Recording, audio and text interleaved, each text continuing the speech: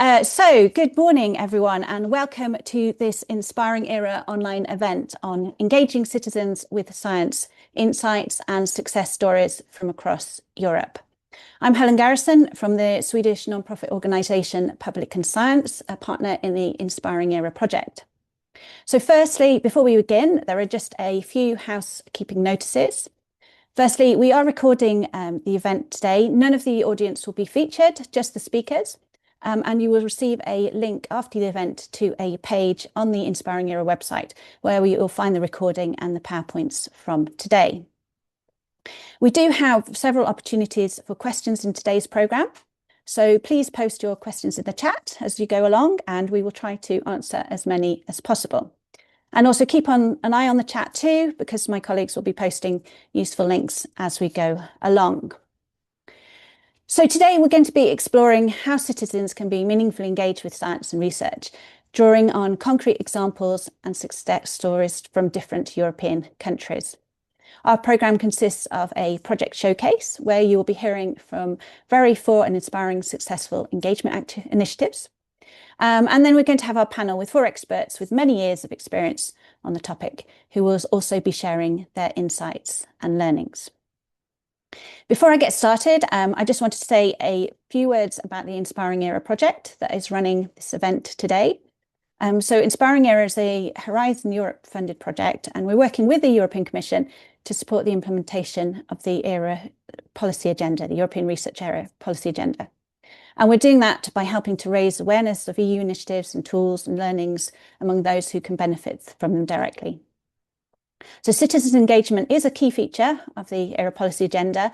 In the first policy agenda, we had the policy action on bring science closer to citizens. And today is an opportunity to share some of the pan-European learnings and activities undertaken that can be of interest and to you on the ground. Now, as the second policy agenda gets underway, we have a structural policy on trust in science, and you'll be hearing more about that and the opportunity to get involved from the European Commission later in the programme. We have over 300 people registered to participate today, so I think more should be joining us. So to encourage some interactivity and feedback between everyone watching, we're going to be using the Mentimeter tool. It's very easy to use via your computer or your mobile, and there are various ways to access it. You can, if my colleague Oscar shares the screen, you'll be able to find out. There you go. You can use the QR code on the screen, or you can go to menti.com and enter the code 78820128. And also you'll find a direct link in the chat as well. So there's a direct link there. So please go to the Menti and answer the first question.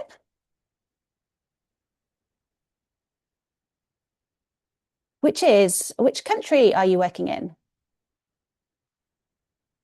Fantastic.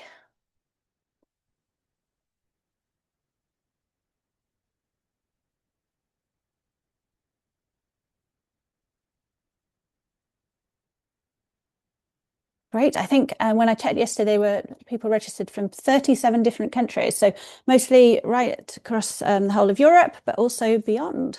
So, lots of Germany, Netherlands, Sweden. And even, yeah, we've got Vietnam and Australia there. So very welcome to you as well. Fantastic. Right. And if we move on to our second question, and this is just the sector you are working in as well.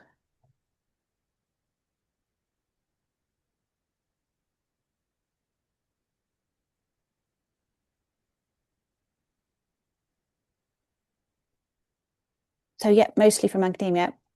Lots of researchers in the audience.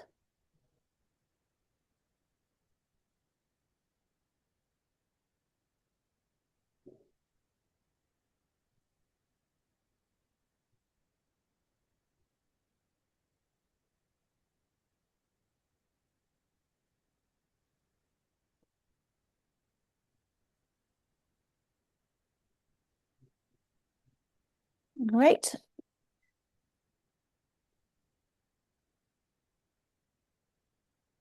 And great, if we move on to the next question. Why is citizen engagement important in your work?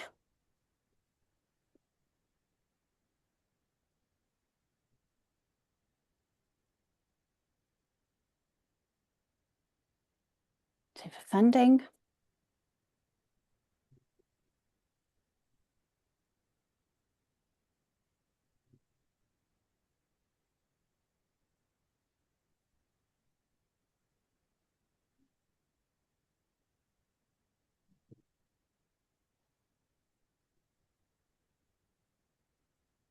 There we go. We can see that again. Great.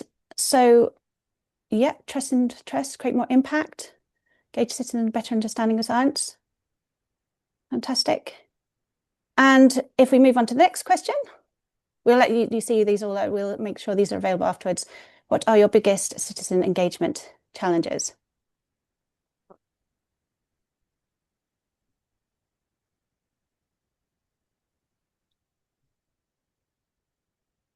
Funding.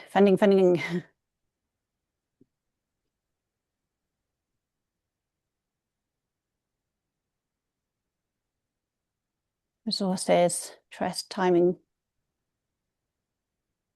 Great. So we will hopefully be looking at resources, time limitations, finding people to engage.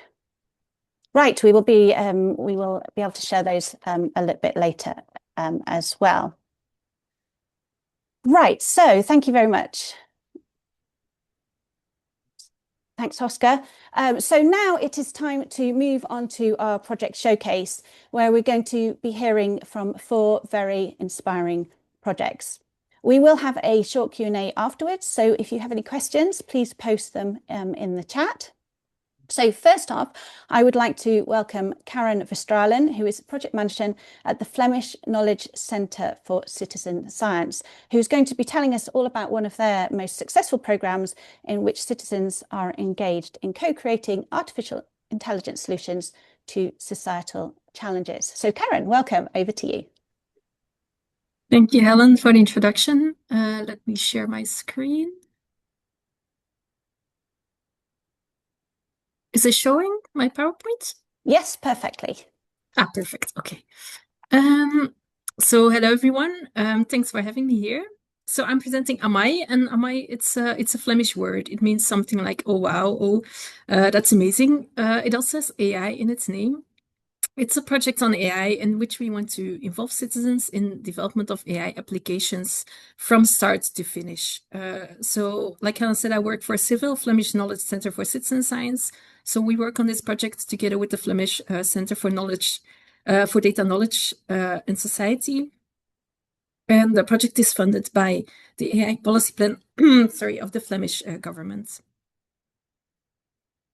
So these are the main goals of the project. They are threefold. First, we want to create insights to people. We want to make them aware what AI is about and how it is part of their lives already now, even if maybe they're not much aware of it so far. Secondly, we want to gather ideas from citizens. How do they think AI can be helpful for them? How could it be used? And what problems could it solve for them? And then finally, we don't just want to gather these ideas, but we really want to create some impact with it as well. And we do this by giving consortia a chance to make some of these ideas of the citizens really come true. The main target audience of the project is the general public, and it's a group that we define as societal implementers. These are people who are not really interested in AI or technology so much. They don't have much background in it so far, but they do care about more societal issues. It could be health or it could be the climate. And by approaching AI innovation from the societal point of view, we can sort of convince them to also start thinking about AI and what it could mean for them and for society within this domain that they care about. Other than this group of people, there are also other stakeholders involved, such as civil society organizations, researchers, AI professionals, policymakers. Throughout different stages of the project, they are involved in different ways, and they also interact with each other in different ways during the project. The project consists of 4 main phases. we started collecting ideas from citizens, how they think AI should be used for society. Then we bring the citizens together with experts to co-create these ideas into something more concrete to really start thinking about the scope for a potential solution. Then with this, we have an open call that we open for project initiators that want to develop some of these ideas from the citizens into an actual application. And then finally, some projects are selected and funded, and then they are being developed. And this also with a citizen science approach in different ways. So all in all, in every step of this process, of the 4 steps, citizens are involved in some way. I'll now go over every phase in a little bit more detail as well. So first we start with collecting ideas from citizens. So we focus for this on 4 societal themes: mobility, climate, health, and work. We collect the ideas in 2 ways. There is an online platform that we use that is open to everyone, where people can just go and visit the platform. They can share their ideas, and they can also browse through ideas from other people, like them, comment on ideas that they like, and things like that. At the same time, we also attend events where we talk to people face to face, and we really go in conversation with citizens and guide them towards their ideas more in a personal way. And we notice for a lot of people that this is something that helps them. The online platform is a lot of the time still a barrier, especially for people who don't know much about AI, because they're afraid of posting something that seems dumb for them. But in conversations, we can really start talking to them about what concerns them and guide them towards their idea. And during this phase of collecting ideas, we also organized broad communication campaigns to really make people aware as much as possible about the project. We worked, for example, together with national TV and a national radio. So once we've gathered these ideas from citizens, we cluster them by similar topics. An example on the slide is in the domain work. We group the ideas together to work on personal planning, for example. And then these clusters of ideas, they form the basis for the co-creation sessions that we organize, where we bring together the citizens with experts in AI and experts in the societal challenges. And we bring them all together and let them discuss further about the scope of the issues and the requirements for specific AI solutions to their ideas. And then with the output of these co-creation sessions, we then open our funding call. And this call is open to a wide range of organizations. But the most important thing here is that to apply, a consortium must exist of at least 1 societal partner and 1 technical partner. So we really want to encourage both of these worlds, the societal and technical people, to really come together and collaborate on a project. And when the applications are enclosed, the projects are first screened by a jury of experts. And the expert jury, they screen them for a pass or fail evaluation. So they don't make the full decision, but they decide which projects are good enough to potentially get funded. And once this is done by the expert jury, then the final decision is in the hands of the citizens. And this is in 2 ways. One thing is we organize a citizen jury with around 20 citizens that come together 2 Saturdays in a row to really discuss the project in depth. At the same time, we also have an online vote on our website where citizens can vote on their favorite projects. And in both these ways, a number of projects are funded each year. And every year, this way, 3 to 5 projects have been funded for a budget up to 125,000 euros each. So then a number of projects are funded, they are selected and they are funded, and then they can start their development. And like I said, also here, citizens are also involved through a citizen science approach. It could be in different ways, like it could be a focus group, it could be in collecting data. But very important here is that it's really working together with the people from the societal perspective as well.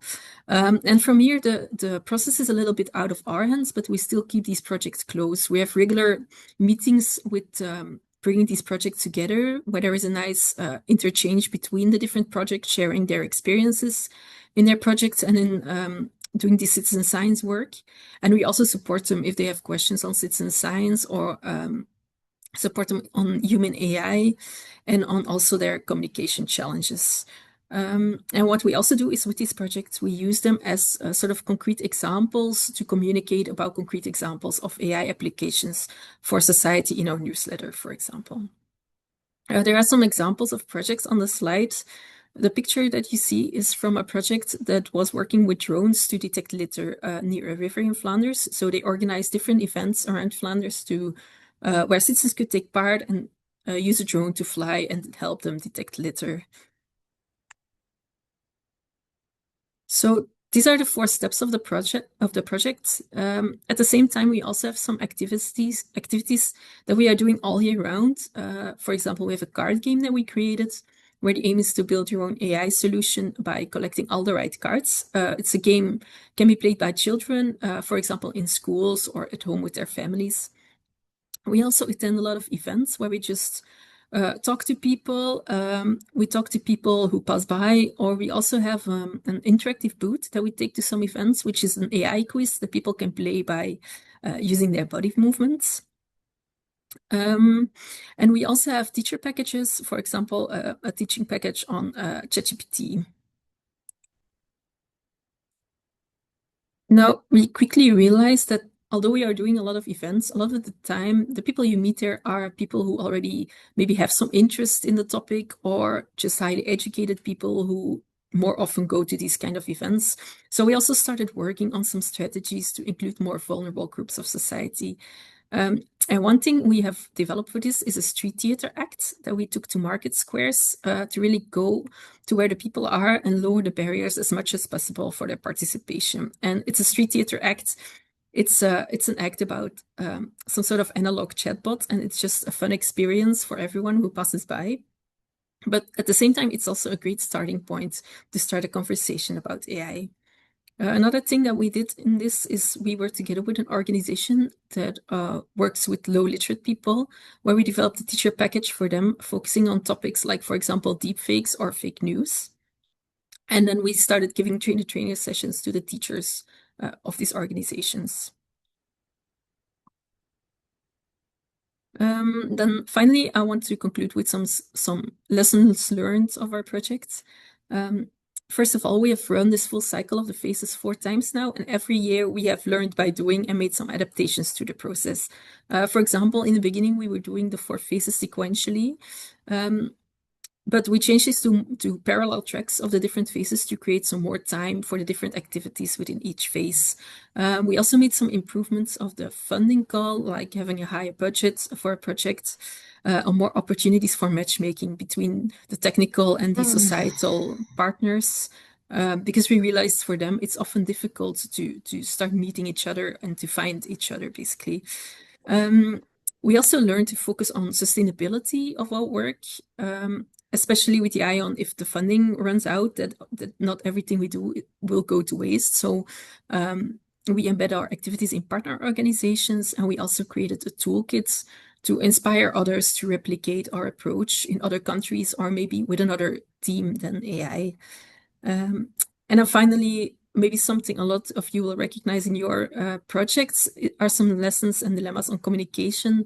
It's, for example, not always easy to find a balance between the wide reach, which is sometimes a little superficial, or very intense collaboration with a smaller group of participants. It's always very important to be aware that this is a dilemma and to make sure you set realistic goals on this. We also realized that offline, it often works better than online, at least in our case, especially because when it's such a challenging topic like AI, a lot of people need some guidance to really start thinking about their ideas. And then it really helps to have an offline conversation with them and really guide them towards their idea. And that is also why we created some conversation guides to start talking to people and help them formulate their ideas to a concrete AI solution. So that's it for me. If you'd like to learn more about the project, we have a publication that you can read. I think we can put the link in the chat, and it will also be in a follow-up after the webinar. And then I just want to thank you. If you have any other questions, of course, feel free to contact me. Thank you. Thanks very much, Karen. Right now, we're going to go over to the Netherlands to hear about a really interesting Rotterdam-based community research initiative. that connects local residents with researchers. So let me please welcome Bijtske Boetstra from the Erasmus University Rotterdam, who's going to tell us about Wijkvis. So, Bijtske, over to you. Yes, please. I will start speaking. You're welcome to start speaking. Yeah, wonderful. So I'm speaking on behalf of Wijkwijs, which is a collective within the city of Rotterdam that is exploring and supporting and learning about reciprocal research practices in local neighborhoods. So the title of the presentation is Science for, by, with, and of the community. The name Wijkwijs has a bit of a dual meaning. You can go to the next slide. Has a bit of a dual meaning. It means neighborhood wise, and both in the same way, like saying the way of the neighborhood, but also the wisdom of the neighborhood. Like I said, we are a community-based research collective, and we are currently supporting 9 research practices within the city of Rotterdam. It's important to say that we did not initiate these research practices. We really searched the city and also some individual researchers who really wanted to work together within local residents and wanted to learn more about either how to engage the university in their civic initiatives or how to reach really an equal footing, an equal relationship between researchers and residents. So why did we start this initiative? Well, there's a lot of talk, it's a bit of a trend of becoming a civic university. Well, the same accounts for the Erasmus University. So more awareness of its role within civic society, its public role, taking responsibility into creating more societal impact instead of just being an ivory tower producing, well, some kind of knowledge that's very inaccessible. So we are definitely within this trend of becoming a civic university. But while going into the neighborhoods in Rotterdam, many researchers from the Erasmus University experience research fatigue. So residents not willing to collaborate with researchers anymore. Because they say, well, you just come here to extract data, and it's not in our interest to participate anymore. And this was also in the national newspaper, the Volkskrant, which is quoted on the slide. So then we understood that response very well. And then we reached out to several community organizations and civil society initiatives within the city that were actually engaging in research practices themselves already and had a little bit of an antagonistic relationship with the university. And then we said, okay, we want to learn together from you how to do things better and more equal and more reciprocal as a university. From the belief that local themes and local knowledge and local solutions are a way better way of doing research. Or shared knowledge means also better research. Better research means better results academically, but definitely also research that relates much better to the local questions and the challenges that people are facing within these neighborhoods. Next slide. Yeah, so we're supporting currently 9 research practices in Rotterdam, and just highlighting a few of them. Tarwekracht is within the neighborhood Tarwewijk, which is a relatively low income neighborhood, very working class, also culturally very much mixed, but very popular among researchers. So what this initiative is now trying to set up is an agency that trains and employs people within research projects. So really training people who live in a neighborhood to conduct interviews among each other, but also learning them how to analyze data and how to move towards recommendations within the research. And this is definitely not only for the academically schooled residents, but also from the very practically schooled residents and even residents with very low education. So next slide. This is a data donation. I see something funny happened with the other initiatives, but at least the one that is highlighted is clearly visible. This is the data donation project that was really aimed towards motivating people who are usually underrepresented in a research group, especially when it comes to medical research, to encourage them to participate as well and to provide their data also to create more medical knowledge about people from different cultural ethnic backgrounds, but also, for instance, more women to participate in that kind of research. And the next slide is another initiative, also again slightly different. Delfshaven is a neighborhood in Rotterdam with a very strong civil society, civil organization. They have been really popular among academic researchers for quite some years. And at a certain point, a group of residents said in Delfshaven, well, we don't want to all the time start all over again in new research projects. So we are going to develop a library that brings together, or an archive actually, that brings together all the research that has already been done in a neighborhood, so that when new researchers come, they actually have a solid literature base to build upon. But of course, from gathering all this research, the People Initiative also realized there were new research questions to ask and not the old one being repeated. So this has also been a very empowering research initiative that now talks also to us as a university, saying what kind of topics should be researched in their neighborhood. Next slide. So this is just to show you some of the spaces in which Wijkwijs takes place. They're always very much local community centers where already some civic activities are taking place. So these are really places where our researchers come and they collaborate. They're really part of the community, and we're really rooted within several neighborhoods. And then Wijkwijs organizes 3 to 4 events every year to bring all those researchers and civic groups together, and to reflect on what are the methods used, what are good ways to do reciprocal research, for instance, new funding schemes or new ways of creating knowledge. Okay, next. And this is just an impression to give you an impression to how our activities look like. So they're often very interactive. Sometimes they're presentations, but very often they are very creative and community engaging activities. So next slide. So this is the only slide with a little bit of a theoretical background, but what we noticed that when we looked into the academic literature, there is a lot of talk about citizen science and open science, but we realized that within citizen science, very often, well, sometimes it's very activist oriented, but very often it was still with the academic researchers in the lead. And the same was for the community university partnerships, when there was a formal agreement between certain groups, certain stakeholders, certain communities and universities to work together on that. And still we thought there is some kind of hegemony within the university to determine what are the themes and what are the research methods. Within community-based participatory or action research, you can see there's already a bigger role for what the community wants, but still often it's very designed by the researchers themselves.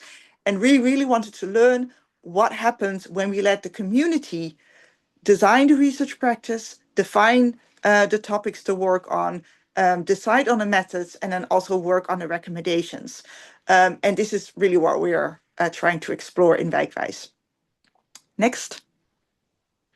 And actually, during the first year of initiative, we are now 2 years running, we have defined our shared and our core values. So for instance, creating trust, reflexivity, also continuity is a very important shared value, but also reciprocity when it, for instance, comes to financial compensation. Yeah, and proximity, and this is also that we are located within these neighborhoods. So none of the practices within Wijkwijs takes actually place on the campus or in our university buildings. Okay, the last one. So these are some challenges that we're facing. It was also mentioned before, we're facing, of course, the difficulties of moving beyond a project rationale in a project-based system the university often has. This conflicts with the continuity and also building trust. We are, of course, within a rigid financial structure, whereas doing these kinds of research practices, they really need human investment. So this is something that we're struggling with.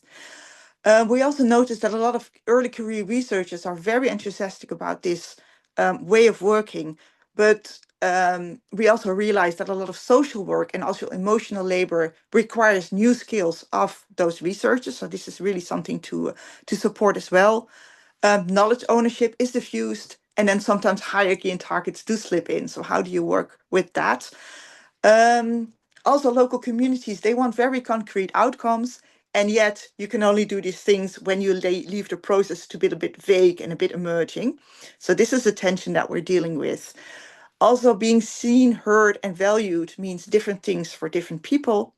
And there is, of course, an assumption that people want to take part and conduct research. And this is, of course, not always the case. However, we are lucky to notice that the idea of Wijkwijs is now spreading across multiple communities and neighborhoods within Rotterdam. So we are meeting, the research enthusiasm is actually increasing. And then I had one more slide saying that what we actually are trying to, what we're hoping for, well, we are hoping for to create a solid knowledge base and network within our city that is underpinned with sustainable business model. So some practices, they have been with us for a while and are now actually getting funded themselves in research projects, and then Wijkwijs becomes less relevant for them, and we can actually start up new practices in other neighborhoods.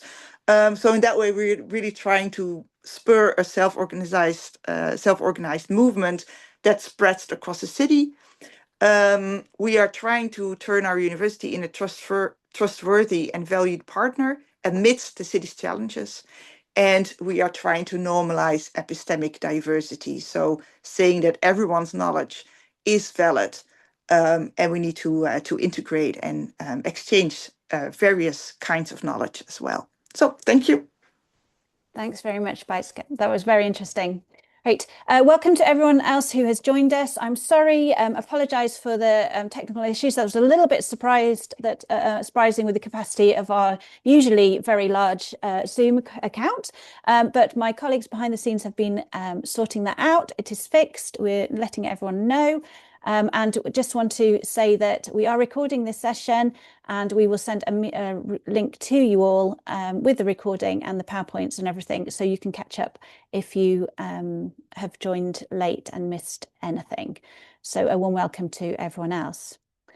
Right, we are now going to head further south to Serbia to hear about Heroines, a citizen social science initiative that won the 2025 EU Grand Prize for Citizen Science. So a warm welcome to Ivan Djordjevic from the Institute of Ethnography of the Serbian Academy of Sciences and Arts. Over to you. Thank you so much, Helen, and thank you for inviting me. Can you see my screen now? Yes, we can. Okay, excellent. So today I'll share lessons from our Heroines initiative. Heroines means Heritage of Emancipation, Empowering Roma Women Through Networks of Solidarity, which is a citizen science project that examines Roma women's emancipation in Serbia through one, let's say, innovative and participatory approach. You probably all know that Roma women are one of the most vulnerable and most marginalized and discriminated social groups in Serbia and in Europe as well, unfortunately. So that's why this project meant a lot to us, to try to, give a voices to one of the most vulnerable groups that exist in our society.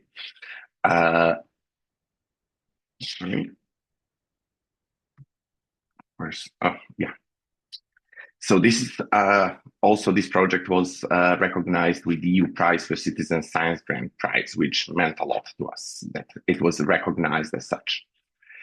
The core proposition of our project looks simple, but it's quite demanding.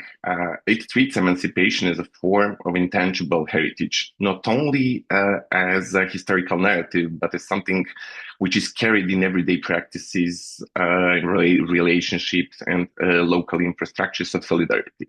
So Heroines explicitly sought to overcome the limitations of existing research by trying to design a collaborative practice and using a participatory methodological tool as its backbone, which is community mapping.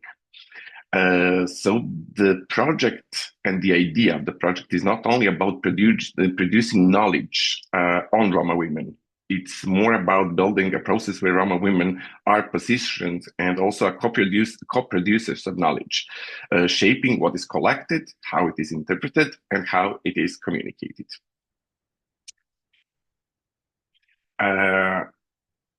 Hearings were implemented by two academic institutions, Institute of Ethnography of Serbia, Canada, Science and Arts, and also Faculty of Philosophy of the University of Belgrade, and one Roma women NGO called Bibia, and also our fieldwork partners, also Roma women NGOs in two other cities in Serbia, which was really important to do this multi-site work and to have this also local context, which gave our project like more broader approach.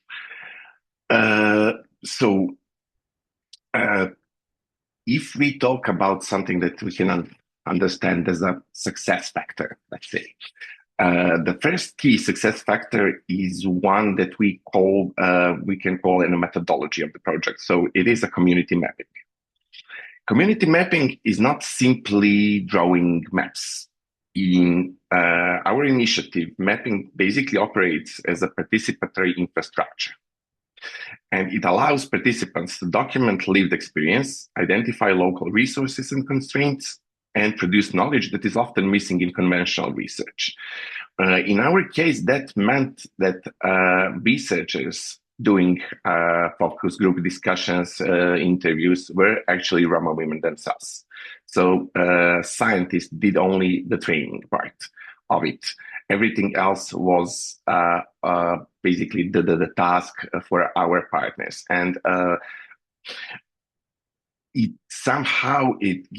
what it gives to you is a different evidentiary grammar. Instead of beginning with the categories imposed from outside, from scientists, let's say, mapping makes space for people to say what matters. This is how we move. This is where solidarity happens. This is where institutions fail us. And this is how we endure and organize.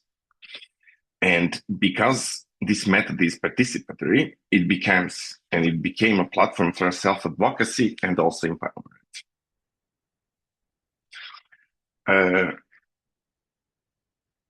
What is the second success factor in our case is, let's say, it's not methodological, but it is more relational. Here is somehow maximized impact because we worked through Roma organizations the team already collaborated with. So there are organizations that are experienced in research in practice, even when they lack formal methodological education. This matters for two reasons. First, it solves like a typical and chronic problem that there is a false assumption that citizens need to be educated into knowledge production from zero. In reality, many Roma women's organizations have years and often even decades of experience documenting community needs, mediating with institutions, collecting testimonies, and building practical archives of survival and solidarity. So their methodological education may not be academic, but their epistemic competence is real. And secondly, it addresses ethics and sustainability, because long-term partners bring trust, and trust is what makes participation durable. Without trust, participation becomes tokenistic. With trust, participation becomes a shared process that people will invest in and defend.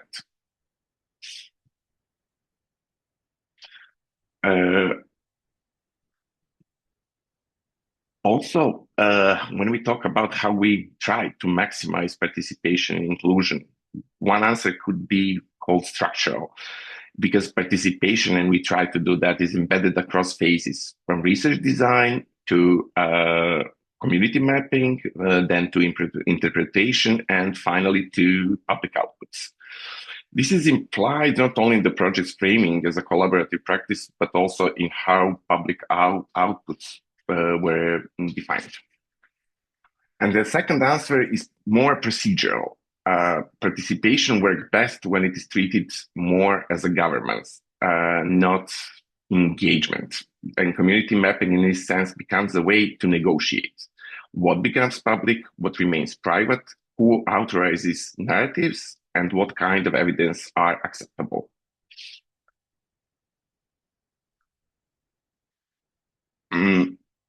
The strongest demonstration of participation and in inclusion in our case was dissemination, because that is often where participatory projects can fail. And what was our let's say biggest dissemination? The goal was to organize a public exhibition that took place in one of the most mainstream places in Belgrade, the Gallery of Serbian Academy of Sciences and Arts. And that was the first time that Roma women actually appeared as an actors in such a place in the history of Serbia. So what we try to do is to translate and co-produce knowledge into a public-facing form to this exhibition, Heroines Power Roma Women, that was held at this gallery in November 2025. And crucially, Roma women actually participated in all phases of creating the exhibition. And basically, the exhibition presented stories, objects, and maps that Roma women created by themselves. And that was a key design choice for us. It shifted dissemination from researchers presenting findings towards co-curation, which was, of course, and that's where we come to challenges. Now, the first challenge that we saw in our initiative and our project is how to empower scientists to understand and appreciate citizen knowledge. In many institutions, as we all know, citizen knowledge is treated as anecdotal or supplementary. But citizen science, especially in social sciences and humanities, forces a deeper shift. Citizens are not only informants, but they are more epistemic partners. In practical terms, the challenge is not to train citizens. The challenge is to train research teams and institutions to share interpretative authority and to accept narrative evidence, to take local categories seriously, and to make room for community priorities even when they don't fit disciplinary expectations. And trust me, that is something that is not at all easy to achieve. The second challenge we faced is more political, and we can extract it in a question: is participatory research even possible in its full potential? Of course, the participation is always constrained by funding, by reporting templates, by academic gatekeeping, by politics of expertise, and so on and so on. But there is also a different interest between citizens and researchers sometimes, and it is not easy to navigate through that process, and that is, let's say, can be one of the biggest challenges. There is also another challenge that I want to emphasize. It's more ethical, and it's about representation. So how do we avoid speaking in other people's name? And how do we prevent dissemination from becoming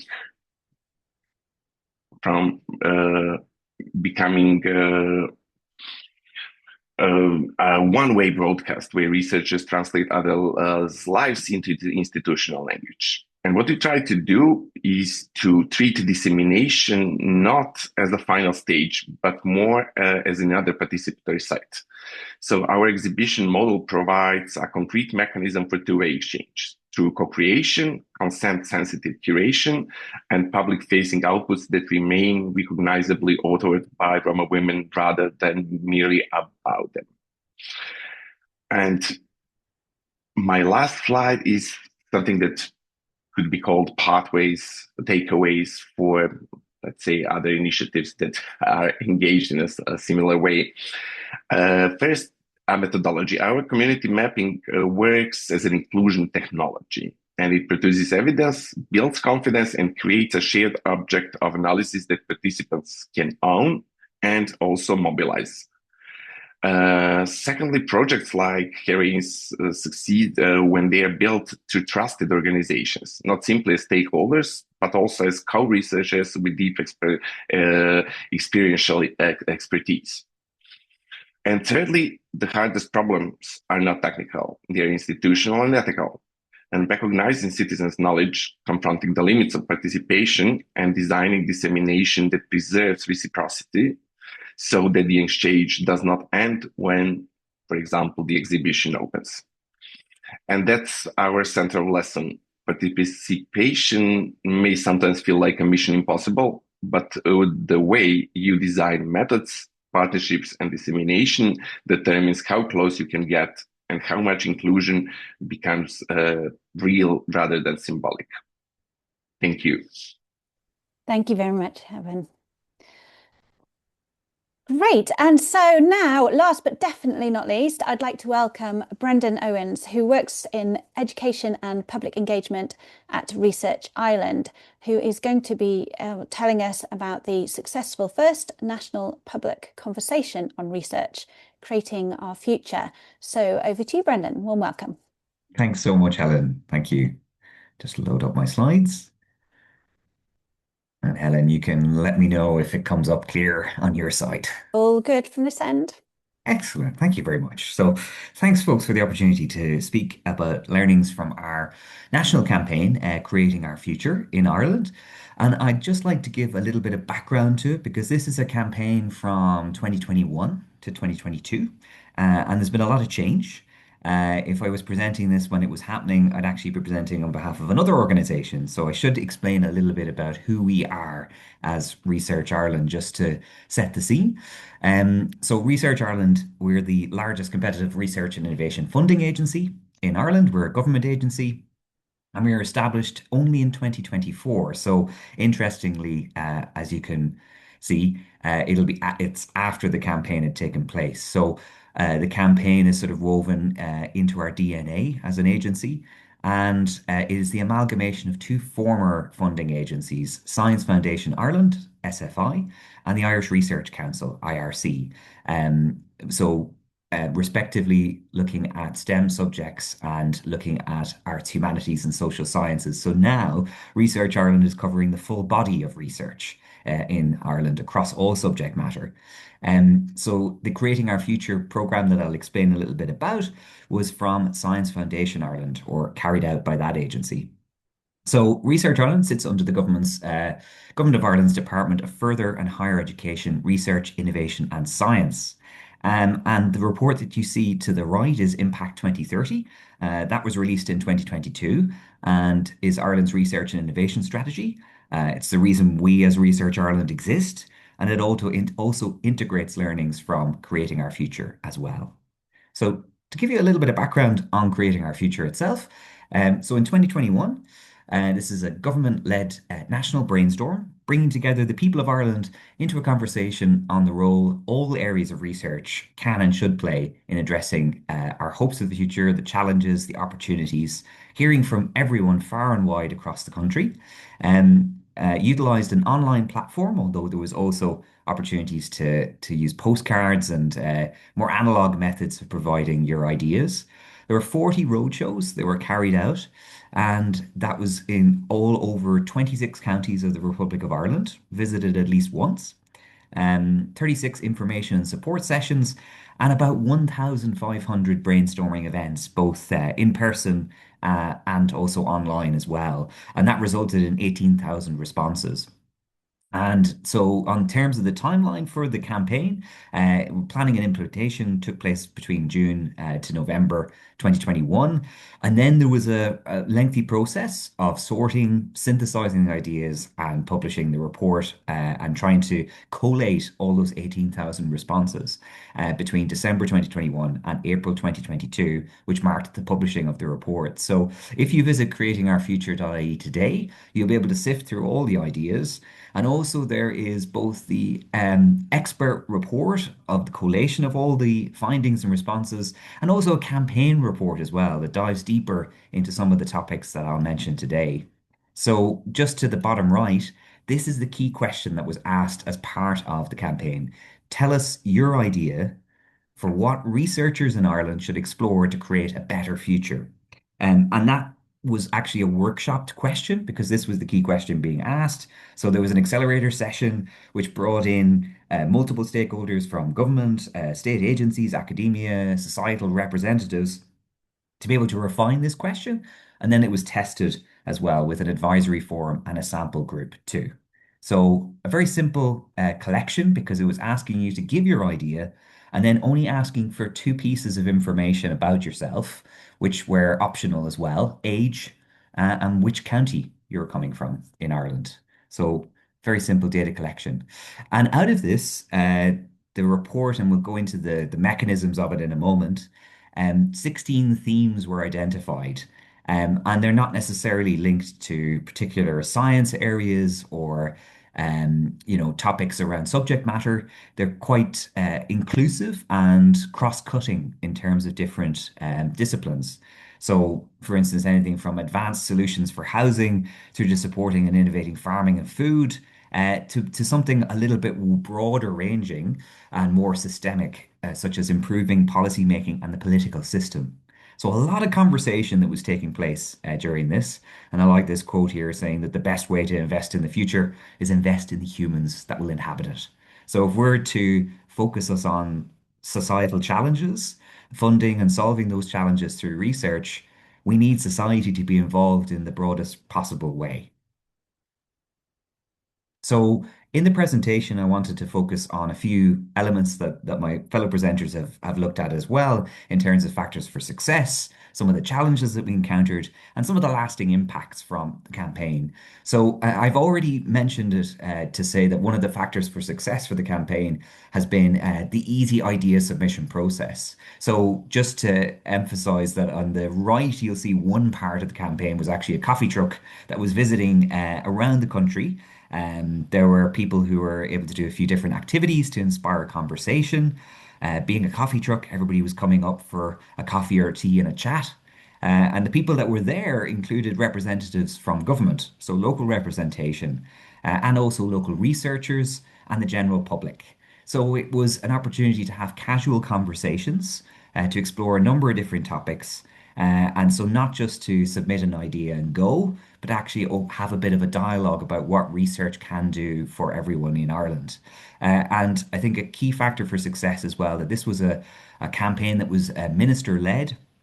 So it was a government initiative. It had the backing of government and policymakers.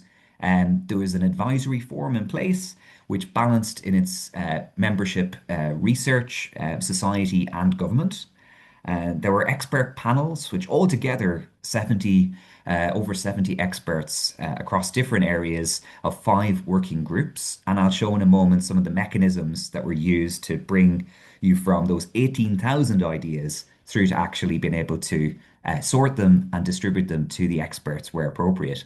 And a massive part of the campaign was the media campaign that took place across a variety of different communication channels. We had people volunteer their time in the form of campaign ambassadors. So people who are recognized as known names and faces in Irish society when it came to representing science, and also a Gen Z group as well to be able to look at the social media channels and the types of reach that we could have with a younger demographic. We also took advantage of our National Science Week, which is always themed each year, taking place in November. And the theme for 2021, November 2021, was creating our future. So really tying every instrument that Science Foundation Ireland had at the time to be able to push the messaging around the campaign. And also using every communication channel possible. And so I'll show some of those in a moment. And importantly, saying the number of entries when it comes to ideas and submissions did not necessarily represent a priority.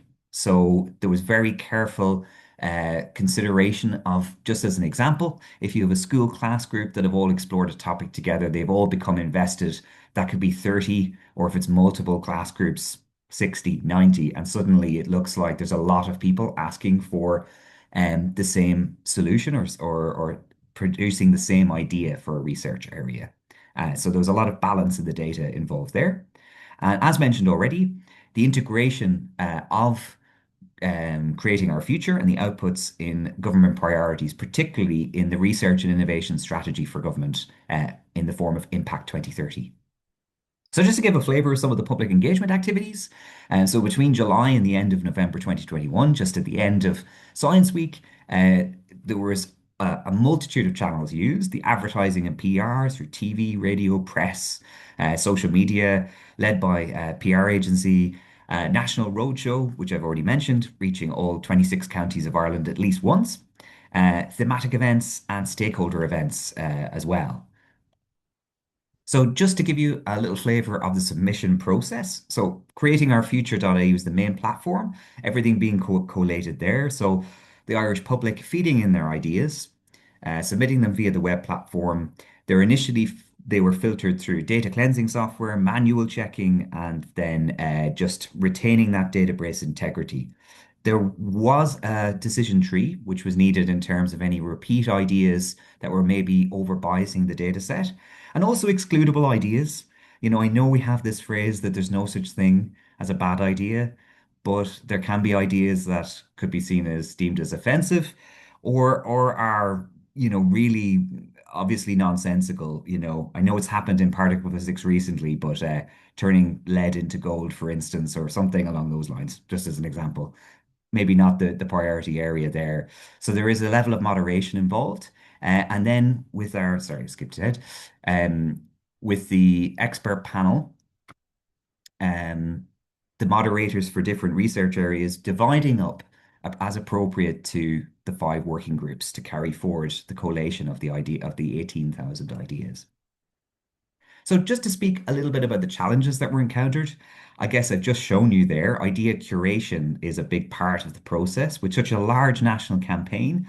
And there has to be careful curation, and it's trying to retain the public's voice as you're trying to sift and sort and collate the ideas. It has to be said that when you introduce anyone else who's doing that, not everyone's going to sort ideas the same way. You have to do that as carefully and considered as possible. But it's not a perfect process. Also, there was an expectation of public understanding of research. So that idea that does everybody know what research can do for us? And inevitably, not knowing every area, many areas of research are not widely known.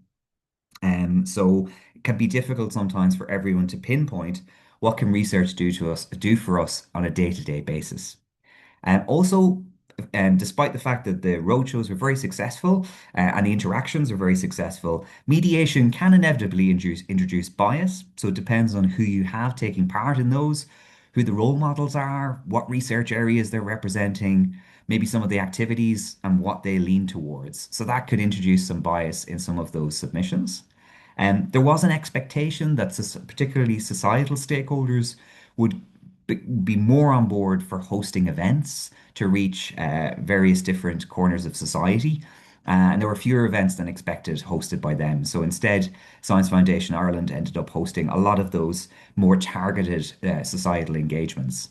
And inevitably, there's some challenges to engage the research community in the campaign to really join the dots between that public opinion, public ideas, and actually actioning those research objectives or even participating on a local level to engage. There were plenty of fantastic researchers who did have some really interesting back and forth dialogue conversations with the public on the roadshows.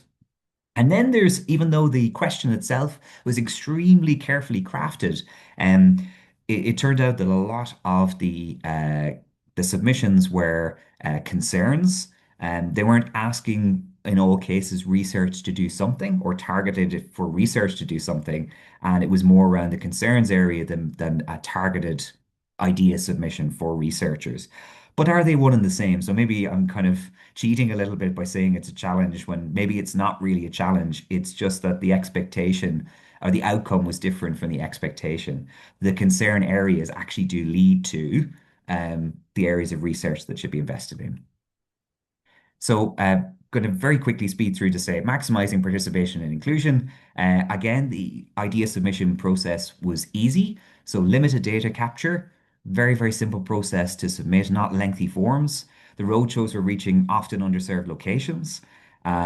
connecting with communities through societal advisors, even if some of those events were hosted by Science Foundation Ireland, an investment in all those communication channels, and full reporting and sharing, transparent sharing on creatingourfuture.ie, which still exists as a platform today, and a campaign mindset of process program management and including the right people. And just to touch on the lasting outcomes, the National Challenge Fund, which is a 65 million euro pot of funding to look at local to global challenges, that it didn't result, Creating Our Future didn't create the origination of ideas for that, but did inform teams that were participating in the challenge on their journeys. The dissemination of all of the reports, the campaign report and the expert report, been submitted to key stakeholders. The production of a little book of Irish research tying in with the campaign, which is continuously being given to key stakeholders nationwide. We also have a new evidence for policy unit within the Department for Further Higher Education, Innovation and Science, which has touch points with the campaign. Again, it's included in Impact 2030, woven into Irish Government's research and innovation strategy. It continues to serve as a multi-purpose book of inspiration, and the campaign still has the potential to inform our agency's programmes and beyond ourselves to our known stakeholders. So that's a little taster of where we are, what the campaign was about, and our lasting outcomes. Thank you. Thanks very much, Brendan. Thank you to all our speakers for those fascinating presentations. We can take just a couple of questions and then we need to move on. So if you do have questions, please put them in the chat. I did see for Karen, there was a question, are you going to be running a call in 2026? And also about how your level or quality of engagement is evaluated. Karen, do you want to very briefly say something about that? Yes, about the call in 2026, we cannot say much about it because we are still in discussion with our funders about it. So what we know is that the program I presented today, it will not be continued the same way the coming years because the focus of government has changed. So it will be more a little bit about valorization and maybe looking more into putting a citizen science aspect into running projects already, and some valorization on projects that are already happening, but the details will be communicated later as soon as we know about this ourselves. And then the other question about the involvement. So in the project call, oh, sorry, what was it? The evaluation of the level of engagement. Is that something that you yes. do? In the project call, it is a criterion to both in the expert jury as in the citizen jury to look at the level of engagement. And the project themselves, we try to guide them as much in involving citizens as much as possible, but we are a little bit how to say pragmatic about it. We expect a lot from the projects within their budget and time for the projects. So what's very important to us is that they involve the citizens that they are working around. For example, there's a project on diabetes that they work together with a group of diabetes patients. But for us, it's less important that if it's a focus group or if it's data collection or whatever works best for their projects, works for us. It doesn't have to be like very strictly to the definition of citizen science, as long as they'll work together with their target group. I think that's the most important in our case. Thank you. And Brendan, very quickly, a question which you might be able to answer in terms of the question is, the Irish example has similarities to the Dutch National Research Agenda. One of the issues there was that 90% of the questions were submitted by researchers, who of course are also citizens. But do you know what the case was in Ireland? Did you get? Thanks, Helen, for asking us. Thank you, Hank, for that. I was actually starting to type. So it's a very good question, and to my knowledge, we'd only have particularly anecdotal evidence for the participants to say that came up on the roadshow, because we didn't ask for that information around the background of where they were coming from. So I wasn't around at the time in the agency for the campaign. All I can say, because it was such a national broad campaign, and it was that sort of coffee shop approach, I think they were capturing such a broad range of society. So I don't think it would have been as high as 90% or anywhere along that line, because Yeah, particularly in the localities of 26, at least 20 or 40 locations, you're getting passers-by in a lot of cases. So, yeah. Thanks very much. It's time to move on to the next part of our programme. If you have other questions about the Project Showcase, do put them in the chat and I'll ask our speakers to keep an eye on and reply to those directly. So a big thank you to the four of you again. So we are now moving on to a broader reflection on citizens' engagement at more of a system level. And our four panellists all have vast experience of working on citizen engagement in different national contexts, but also bring a much broader European perspective through their contribution to a number of European initiatives. And a key reference point for our discussion is going to be the European Commission's Mutual Learning Exercises, or MLEs, as they are known, that were run as part of the first ERA policy agenda. So there's been an MLE on citizen science and another on public engagement, and there's actually going to one ongoing at the moment on science communication that is managed by the Coalesce project. For those of you who are not familiar with MLEs, they bring together expert representatives from different European countries to compare approaches, identify lessons, and develop recommendations. And a number of projects that were featured in our showcase today were actually highlighted as good practices through the MLEs. So today we're going to be asked our panellists to share some of these insights, as well as reflect on some of the themes that we've been hearing coming through the project showcase. So I would like to welcome Professor Allan Irwin from Copenhagen Business School in Denmark, who chaired the mutual learning exercise on citizen science. Also Maria Hagart, a senior research officer at the International Secretariat of the Swedish Research Council. So Maria participated as a national expert representative in the mutual learning exercise on public engagement and has a lot of public engagement experience in Sweden. Dr. Ken Skeldon, who is president of UC, the European Science Engagement Association. Ken is also head of public engagement at the University of Glasgow in the UK. And Frederica Schmitz, program leader for citizen science and societal engagement at Open Science Netherlands, which is part of the Dutch Research Council. And Frederica also participated in the MLE on public engagement. So a warm welcome to you all. So let's start. So I'm going to start by asking you a few questions. Then we will have time for questions from the audience. So please put these any questions in the chat. So my first question to the panel is a pretty broad one.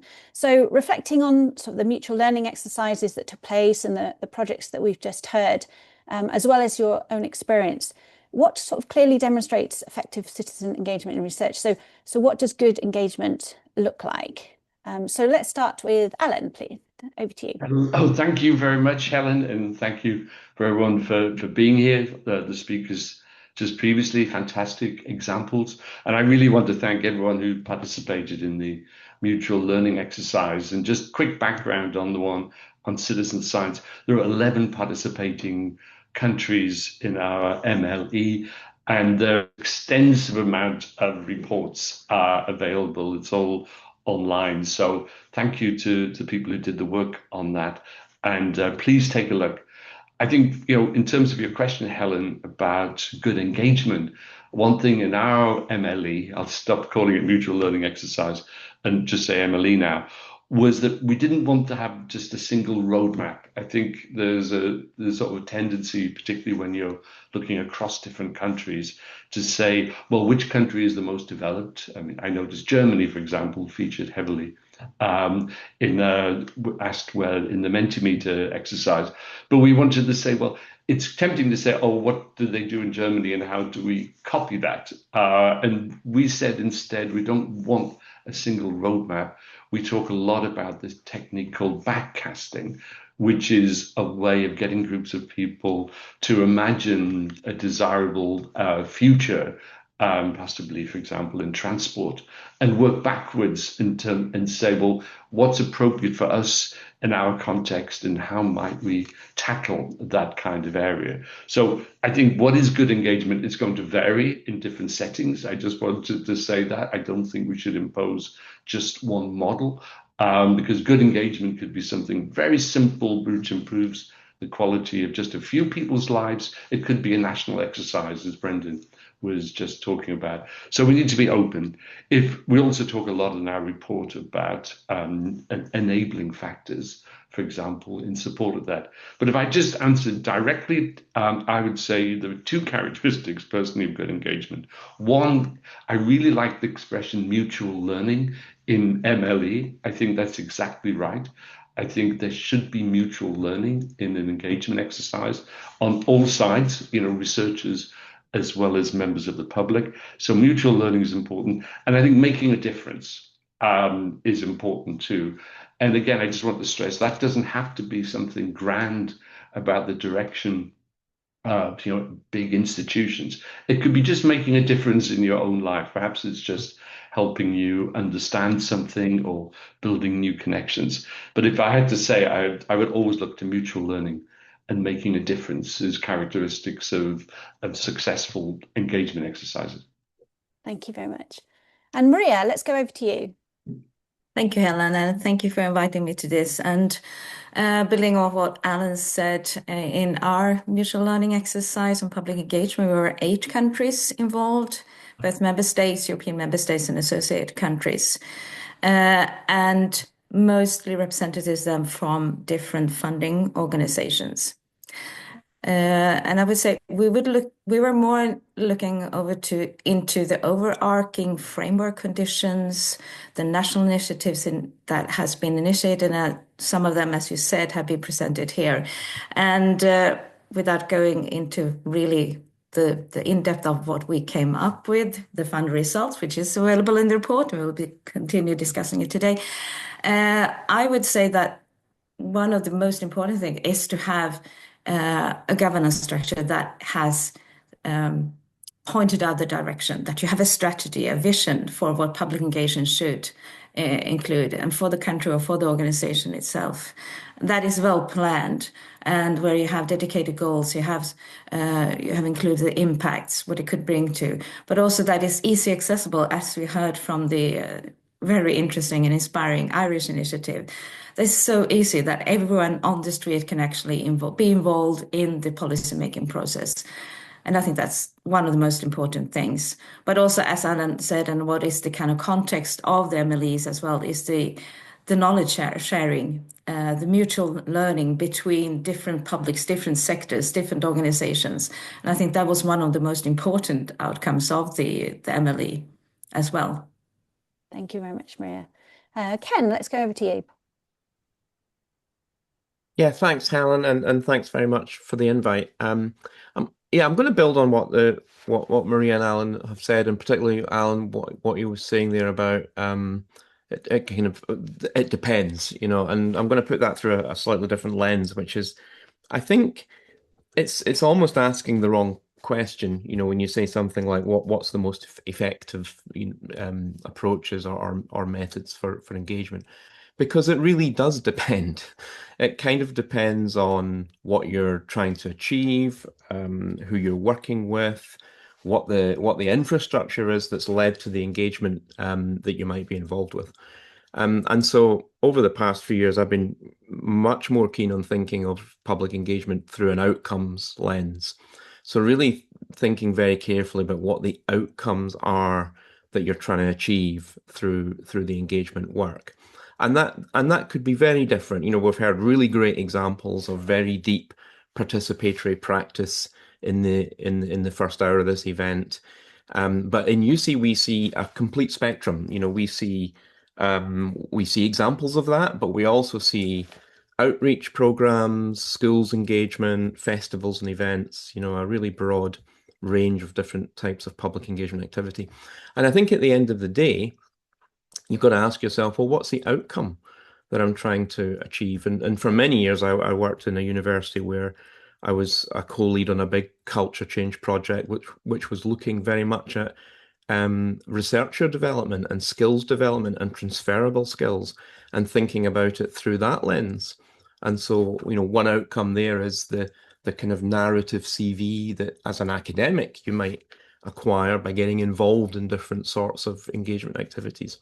So there's a huge range of things here. And I think at the end of the day, my main piece of advice would be to be authentic and to be honest, actually, about the outcomes that you want to achieve.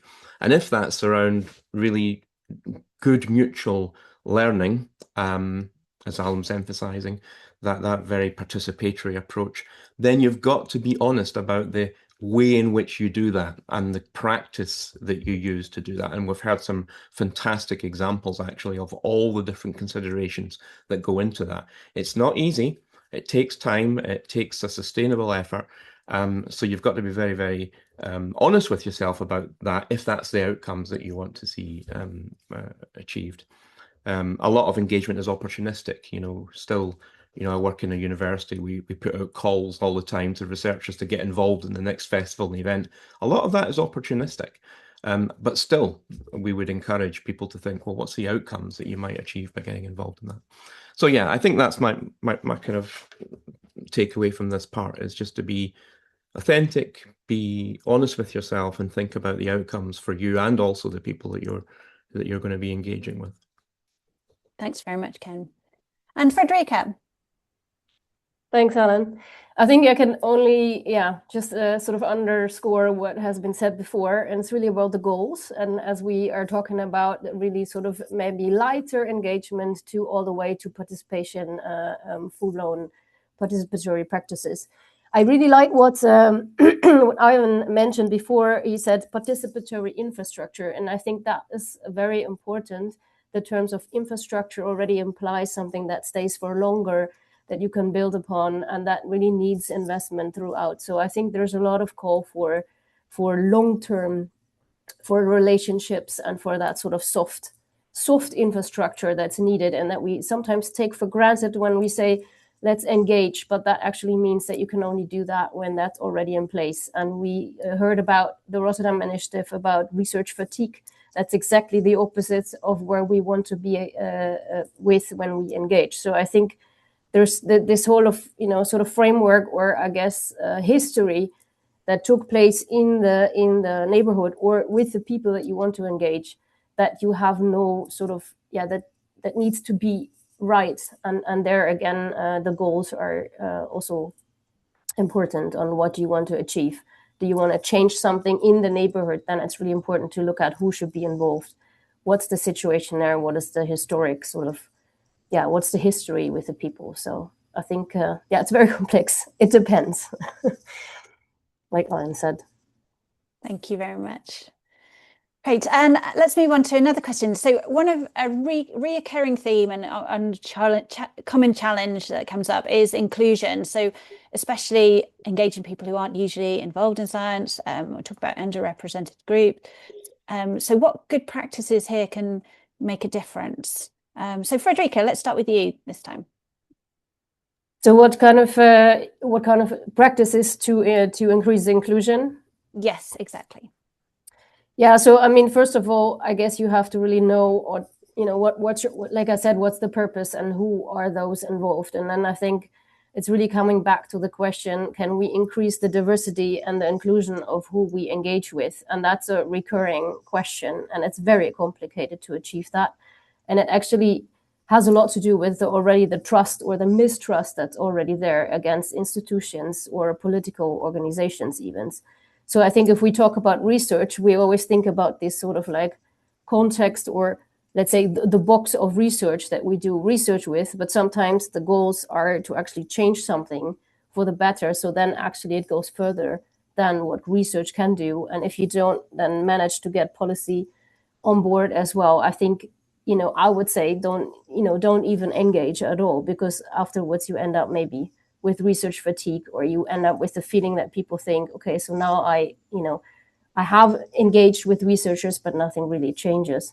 So I think for that, keeping that in mind, you have to really think about who are you engaging with, and can you find them, and really go and search for them and build these relationships. And I think for researchers, it's very complicated because that's not what they're generally meant to do. So if you think about a researcher, doing publications, maybe as the outer's extreme, they have to then spend time in the neighborhood for maybe like a year or so to actually build these relationships. So I think for us as the whole, we need to really think about that as well.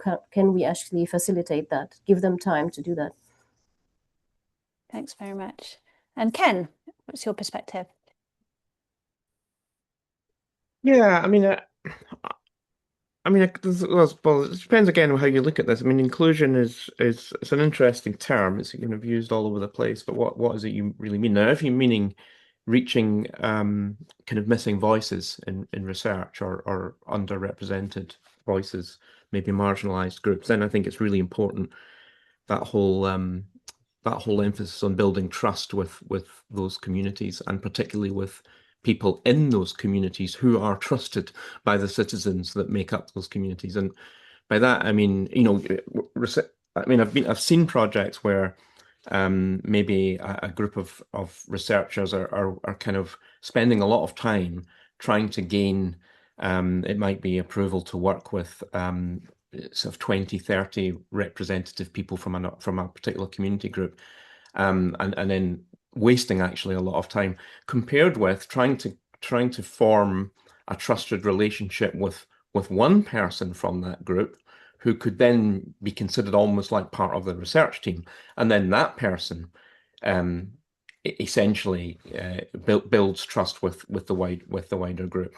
And I've seen that work quite well, where essentially you focus into building relationships with representative people from particular groups and use that as a route in.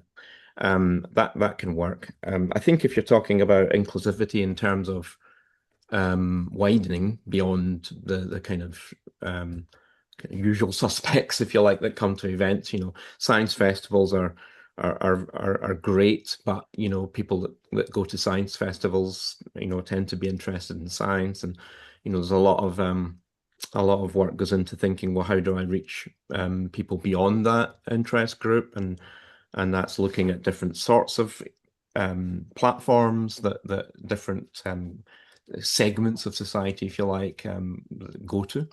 And I think the arts and the humanities, we hardly ever use the term public engagement with science. It's public engagement with research, because we're very cognizant of that broad spectrum, actually, of research disciplines. And it was interesting to hear what Brendan, was saying about the kind of the Research Ireland, bringing all those different disciplines together, because I think that's really an interesting way to build inclusion, because different disciplines have their own collaborative communities outside the academy.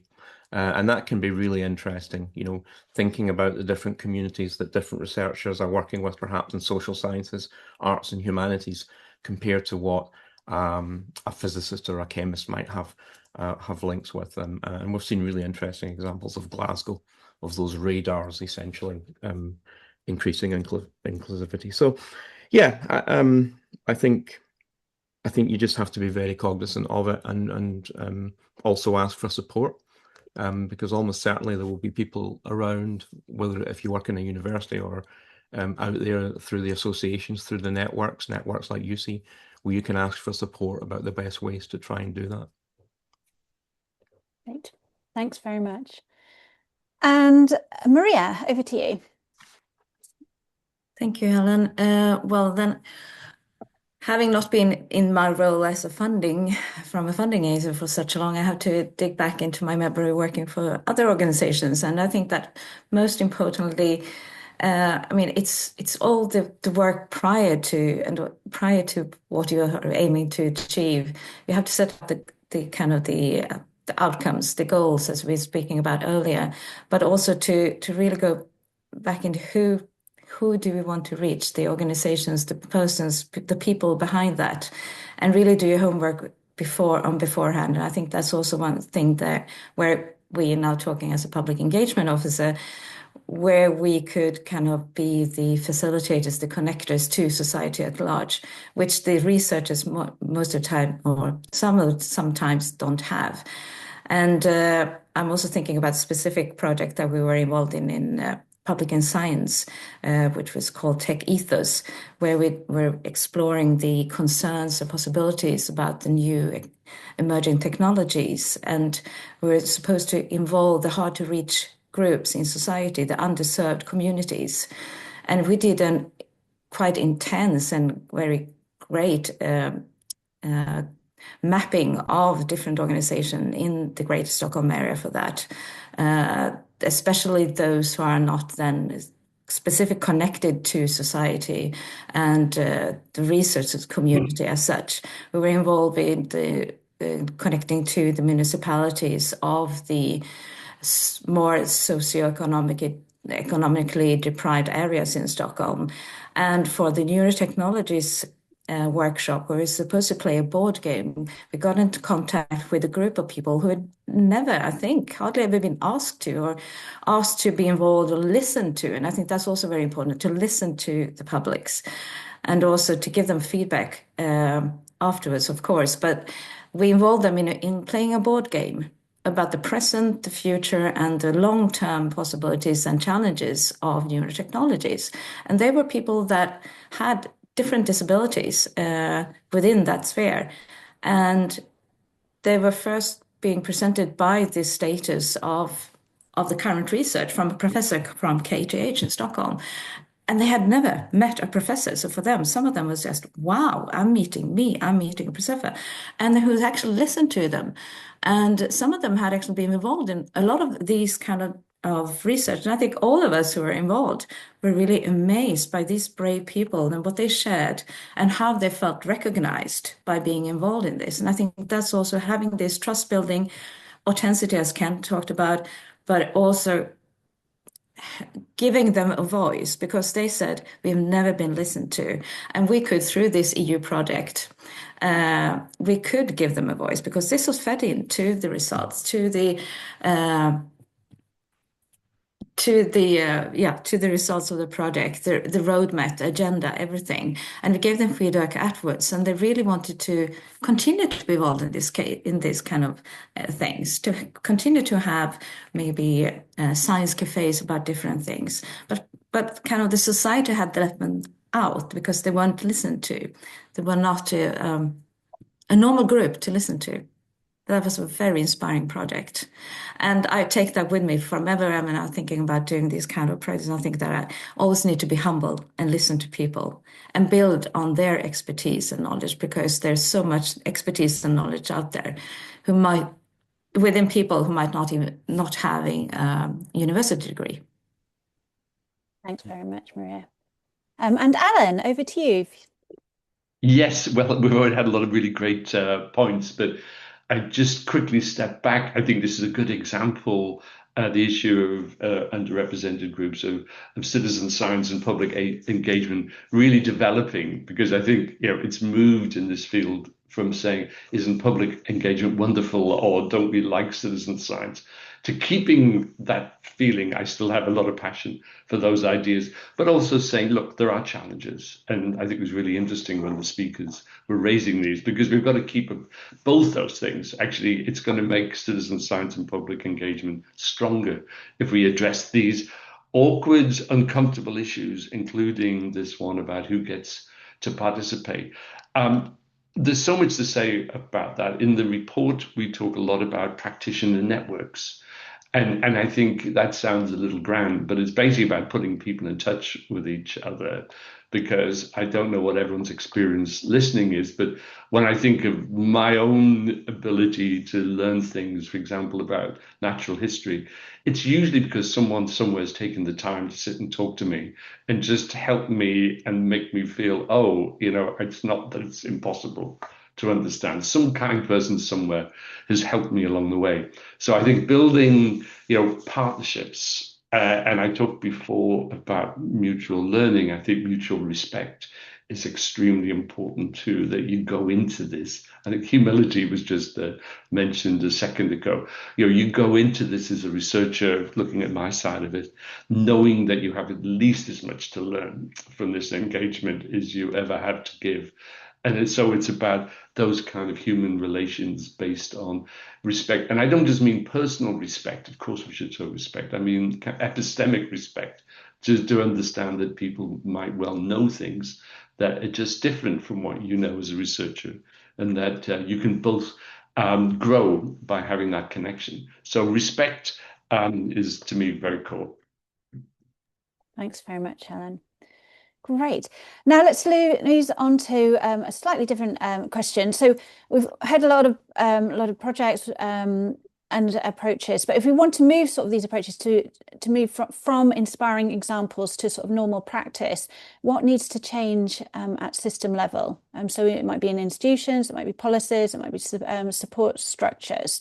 So Ken, let's start with you. Yeah, thanks. Yeah, and I think you've sort of hit the nail on the head there, Helen, when you say it can be a range of different actors in this whole equation, because institutional support is clearly important. So if you're based in a university and you're interested in public engagement, then clearly the institution and your immediate group and team are going to be important in terms of supporting that. It was interesting, last week we were doing a thing at Glasgow and we asked the question in the room. There was about 100 people in the room, all researchers from different career levels, from PhD through to group leader, PI, and we asked the question, do you feel that your public engagement is valued in the eyes of your peers? And about half the hands went up. And so I was reflecting on that from, in the UK, it was a very, very long kind of journey of embedding engagement within research. And I think probably if we'd asked it 15 years ago, it would have been a bleaker outcome, but still half is not great. And so there's an obvious question there, is that why is that? Is it because it's felt as it's not a valued part of what it means to be a researcher? Is it that it's not the best use of someone's time when there's all sorts of competing pressures? So I think there's an issue here around still the role of engagement within research and innovation, and making sure that its value and its importance is somehow addressed and made very clear, and then the funders have a role to play in that, because at the end of the day, a lot of people are driven by where the funds lie. And if funders are making very clear messaging and coming up with very, very simple statements around value and recognition and reward, then that helps. That helps too. And I mean, I don't know if it's useful to say, but certainly when I was thinking back 20 years, when I was kind of doing this stuff myself and was in the research environment, the kind of peer support was really important. So actually, gathering that almost like community of practice that wanted to do this stuff. Now, everybody might have different reasons and motivations, but actually forming that peer support network, I think, is really important. And universities are much better at now embracing those kinds of peer-to-peer support networks and really investing in them. And there's a huge agenda on research culture, certainly in the UK, but also through the European Charter for Researchers. Other countries have similar frameworks. And I think making sure that those frameworks are being put into practice through tangible things that people are doing and then being supported for. So important, I think, to know about some of those, even if they seem very top level and very out over there somewhere, actually, those are there for a reason. So yeah. Thanks very much, Ken. And Maria, what are your thoughts? Well, I think that, well, from a funding perspective, I think, as Ken says, it has to come from a funder's perspective as well, because we have to, I mean, first and foremost, we have to have some kind of strategy either on the national level. As we heard, there are several countries in the EU that has the national, as Ireland, as Netherlands, etc., UK, for instance. But I think it's very important to have a strong leadership in that, to have someone carrying the torch for public engagement on a high level, because we are a lot of people working with public engagement. But I think it's very hard to be only one or two in an organization to kind of preach what we practice, or practice what we preach. So I think that's one strong, very important factor that we have someone carrying the torch and having set out a national strategy or an organizational strategy to start there, to start kind of local as well within the organization, to advocate for what your beliefs that this is important. Because if you have that, you can set up the funding criteria, the call, include public engagement as a criteria in funding, because that also sets something. That also gives a leverage that people they have to commit to do something, even though it's maybe from the start just doing a little bit of engagement, but it's going to be continuous. It's going to be a leverage to include more and more engagement. But of course, then we also need to assess and evaluate public engagement, because we, now talking as a public engagement officer, we probably know what works and what does not work, but we also need to have that assessed, to have some true evidence on it, because that also gives evidence to the persons that we try to inflate or influence or advocate, because to showcase that it really is something that will work. So I think that's also where a plan for evaluation and assessment of public engagement. But as that, first and foremost, it's very important to have that acknowledgement from the governance structure, from the leadership in the organization to build on, because otherwise it's very hard to work against the wind. Thanks very much, Maria. And Alan, what are your thoughts? I'm so busy listening that it's hard to have thoughts. But I mean, one thing is just, I was very attentive when Karen in her presentation talked about the relationship between having a wide reach and intense collaboration. I mean, I really get that. And my version of that would be, scaling isn't just about getting more people involved in citizen science. We know there are approaches to citizen science which can access vast numbers of people, and that's fine. But I'm also, very keen to stress the importance of intense collaboration in Karen's way of putting it. So scaling, yeah, but it's got to be scaling in a way which values some of the things we're talking about now. I have a slight worry that national policymakers will turn this into some kind of metric based on number of participants in citizen science projects. So that's one thing. I guess just picking on the kind of way Ken was discussing this, I think there are interesting discussions going on in the research environment. If I just talk about that, things like COARA, which is about reforming research assessment, discussions certainly around research ethics and ways of treating respondents with respect, etc. And I take these. I know there are challenges there, but to me, moving away from, let's just call it the metric citation-based way only of looking at research, and having a broader sense of the social contribution of, for example, universities. That's got to be something which is helpful. I think when you ask researchers, well, how is your work making a difference, and leave that open, you're creating more space. I know it's a challenge, and I understand particularly the pressure that early career researchers are under these things. But I think there are developments, not least around reforming research assessment, which could be very helpful to the things we're talking about now. Thanks very much, Alan. And Frederica, I know the Netherlands has started to put a lot more structural support around citizen science and societal engagement. Perhaps you can tell us a bit about that. I think I would really like to echo what Alan was saying in terms of scaling. I would also be really against really looking at quantity. So for me, it's really more the quality above quantity and not really reaching as most people as possible, but really doing it the right way. And if that means that you're reaching less, then I think it should be fine. So I'm also really hesitant to go into sort of these hard numbers of how many people reached. Because as I said, if we look at quality above quantity, we need to safeguard that as well. And that's really difficult, I guess, also for a funding organization. Because if we make things mandatory, do we risk tokenism? Do we risk people just, doing a checkbox, doing a checkbox approach and saying, okay, so you need to have these people in the room, and then you ask them to join. But that's not really what we want to achieve. So it's really we have to look as well on how could we facilitate that and how can we do our part for that culture shift? I guess that was discussed before also at universities or University of Applied Sciences here.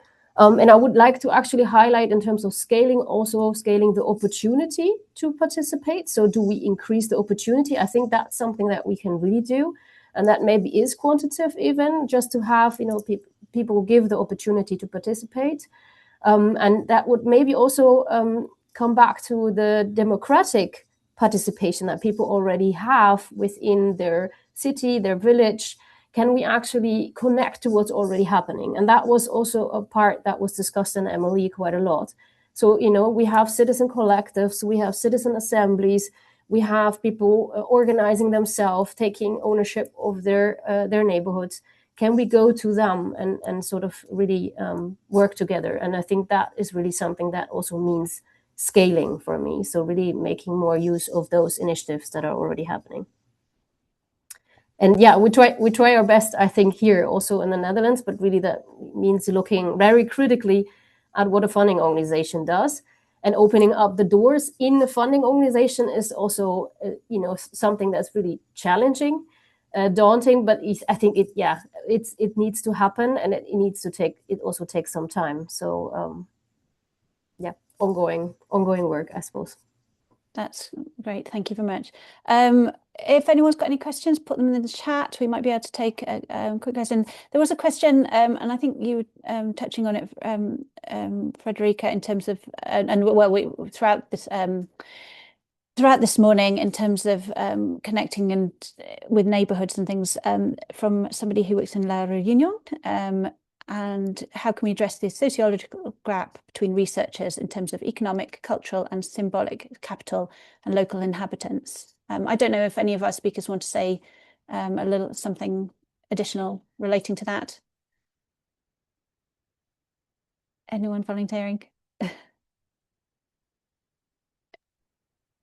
Well, Alan? I guess I guess this is what it's about. I mean, we recognize the gap and the challenge, and we try very hard to find ways of building relationships. So, I mean, I suppose, just the experience of connecting people, it doesn't always work out, but, if researchers can come into that and come away with new ideas they didn't have before, I don't know how else to do it other than making human connections with people, recognizing the challenges, but at the same time seeing the potential of this. So for me, it's always about balancing the critical questions against what you can actually do in practice, and every little thing can be taking you in a good direction. Thanks. And yes, we've heard about building trust, and we're actually going to be touching on that in the next part of our programme. But before we do, I would love to capture one key takeaway from each of you. So this is a very quick fire round. So thinking about your own experience with citizen engagement. So what's the biggest learning point you'd like to share? So we're actually going to ask the panelists as well as the project showcase speakers. So we'll bring everyone back. Let's start with our showcase speakers. So Weitske, would you like to start? What's your top learning? Yeah, sure. point? Thank you. Well, I was very attentively listening to all the speakers and the panelists, and I was also thinking, like, what can I distill from this meeting? And I think I increasingly become aware that it really requires teamwork to make this shift in science or academia happening. So it's really all about engaging with the community leaders and the local communities.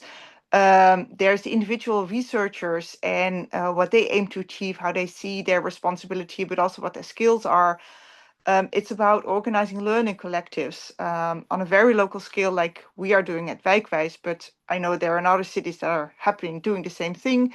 It's also about engaging the university boards and then the funding agency. So it really does not depend on one single stakeholder or one single actor, but it's really an interplay between all these different levels.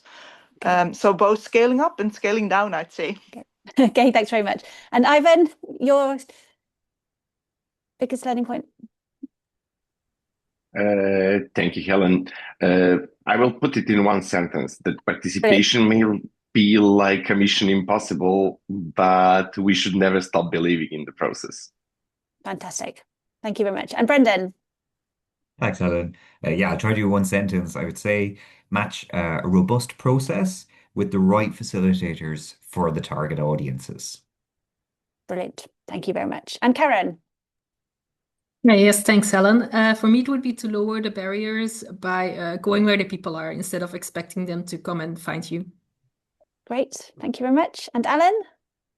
I didn't invent this one, but I'm going to say pessimism of the intellect and optimism of the will. Let's recognize the challenges, but let's please keep going forward. Fantastic. And Maria? Well, I would say be humble, open, and curious when engaging with different publics, and acknowledge especially their knowledge and expertise, and learn from them. Fantastic. And Ken? Yeah, I'm going to say never underestimate the value of networking.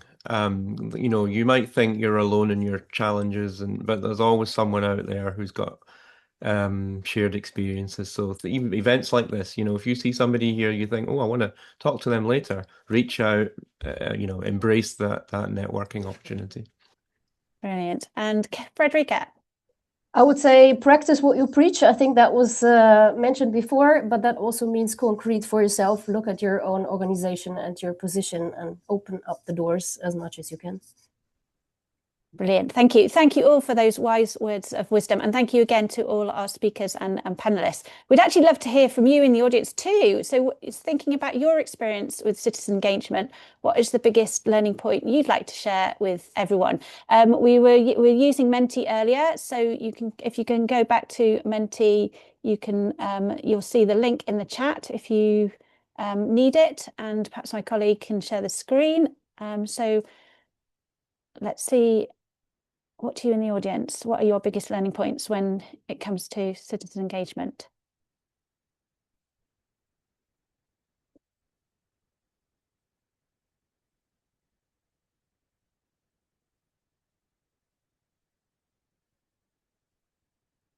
So I'll just move to the next screen.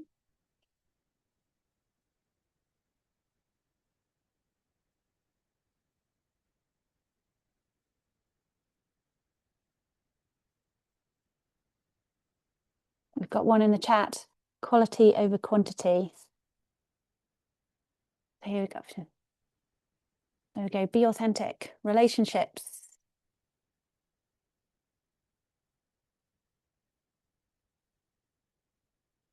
Yeah, inspired by the Irish example, intermediaries, facilitators, important. Mutual learning, go where the people are, people want to engage. Trying is better than not trying. Great. Perhaps we can scroll through those a bit. The success of a coffee truck, indeed. Importance of local knowledge.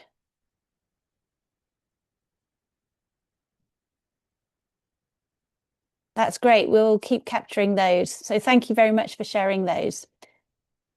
So we've done a lot of reflecting today on past experience, and now going to look to the future. And I'm delighted to invite Dr. Georgios Papanagnou, who is Policy Officer at DG Research and Innovation at the European Commission, who is going to tell us briefly about what's planned under the new era structural policy on trust in science that has just got underway. So Georgios, over to you, please.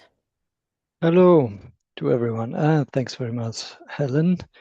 I will try to share a very short PowerPoint that I have, if I manage to do it correctly.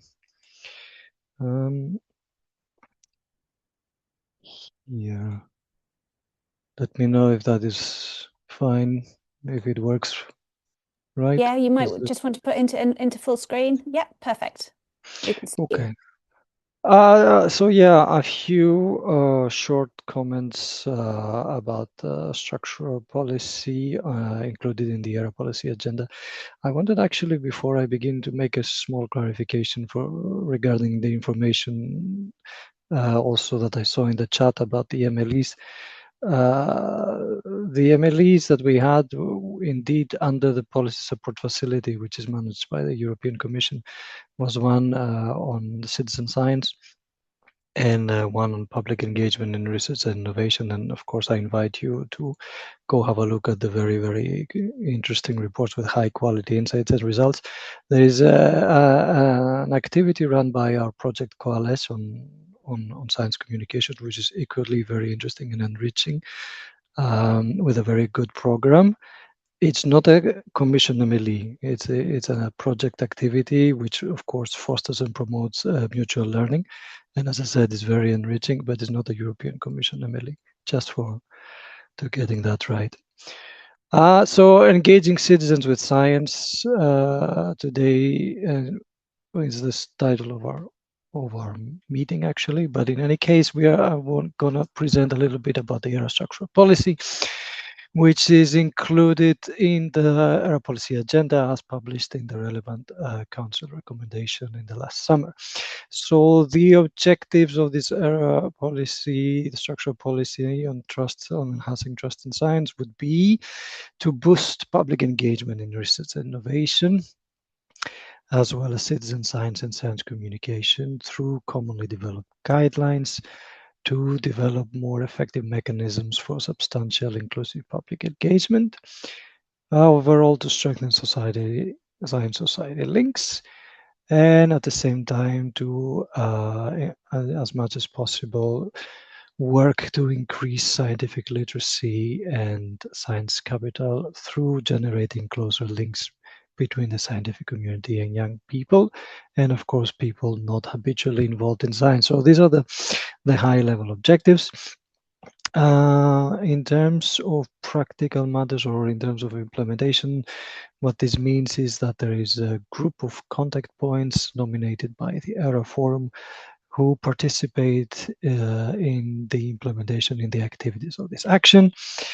These are representatives from member states, associated countries, and relevant stakeholders. Of course, the European Commission also participates and is there. And the activities has officially kicked off in December. And the co-sponsors of this action are our German colleagues from the ministry, our Swedish colleagues from the Research Council, and ALEA.